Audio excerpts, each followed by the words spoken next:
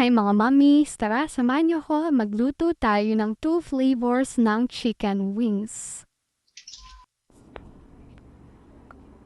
Una, hinugasan ko lang at nilinis yung mga manok. Siyempre ayaw naman natin kumain ng madumi, kaya kailangan talaga nating hugasan ng maayos yung ating chicken wings. Tinanggal ko na nga yung mga kuko nito, tapos hiniwa-hiwa ko na siya ng ganito kalalaki. Pang chicken wings lang talaga. Sino ba naman hindi magki-crave sa chicken wings? Huy, ano ka ba? Favorite ko yun. Una, naglagay nga lang ako dito ng lemon. Nilagyan ko rin ito ng paminta at saka itong Spanish paprika.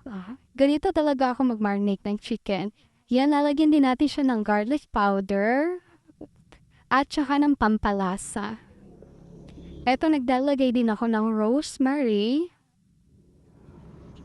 At yan, hinalo-halo ko lang siya. Naglagay na nga rin pala ako ng asin. At imekos-mekos lang ulit natin yan. I-marinate po na natin hanggang 1 hour. Pagkatapos ng 1 hour ito, naglagay na ako ng 2 egg. Naglalagay din pala ako ng milk. Yan, mekos-mekos lang natin ulit para talaga namang kumapit yung lasa. At ito, naglalagay din pala ako ng crispy fry, all-purpose flour, at syempre, para crispy, maglalagay din tayo ng cornstarch. At imekos-mekos lang ulit natin yan. Syempre, kakailanganin natin ng kawali, mantika. Siguraduhin natin na mainit na yung mantika bago natin ilagay yung mga manok. Pag mainit na yung mantika, ilagay na nga natin yung manok. Bantayin lang natin ha para hindi naman siya masunog. Bali-balik na rin lang natin. Ako siguro nakakatatlong baliktad ako sa chicken para siguradong lutong-luto siya. At yan, hanguin na natin yung ating chicken wings. O diba ang ganda ng color? Golden yung pagkaka-fry natin dyan. Eto, naglagay naman ako ng another chicken.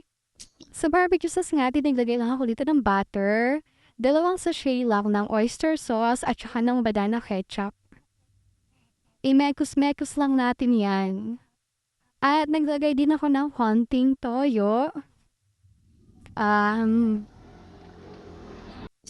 Suka at saka ng asukal.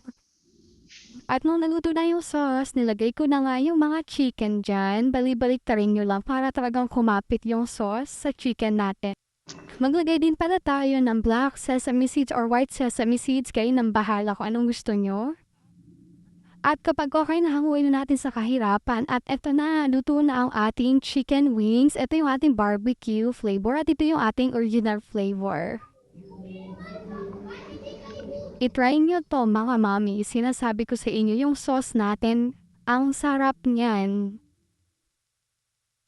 At ayan, sakto nandito si mama, ipapatikim natin sa kanya. Siguradong makakalimutan niya ang pangalan ni Papa kapag tinikman niya ito at talaga namang nagustuhan ng mama ko yung niluto ko kasi favorite niya rin itong chicken wings. O diba? Kita-kita naman sa mukha niya talaga namang sarap na sarap siya. Mga mamis, pwede rin kayo dito maglagay ng yung garlic na fried. Mas masarap din siya kapag naglagay din kayo nun. Pwede rin kayo sa sauce, pwede rin kayo maglagay ng vanilla. Konti lang ha, pang-add lang siya ng flavor. Ganun kasi yung ginagawa ko. Pwede kayo lang maglagay ng vanilla, pwede rin hindi, depende sa inyo.